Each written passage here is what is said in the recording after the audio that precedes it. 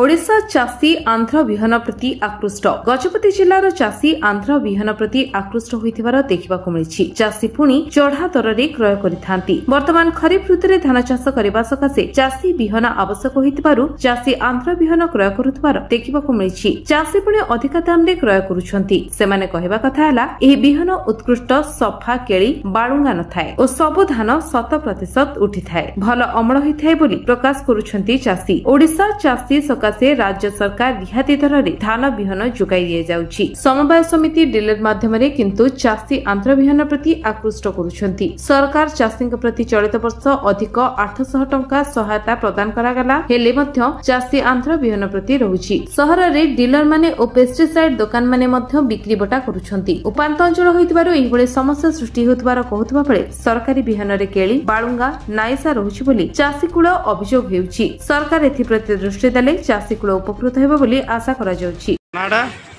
बाबुरा ओ गाय कोन दा आछंती कोडी आछंती की धान किनलो हां 164 ओडिशा धान किनले कि आपण ओडिशा धान किनले ओडिशा धान कोन पाई किननांती बाळुंगा नाइसा सब जगह अछि हम प्रति वर्ष आंध्र धान किनंती कि हां प्रति वर्ष किनछन आंध्र धान भल ताउछि कि आंध्र धान भल ताउछि ओडिशा सब्सिडी मिलले किननांती कि हां किननांती।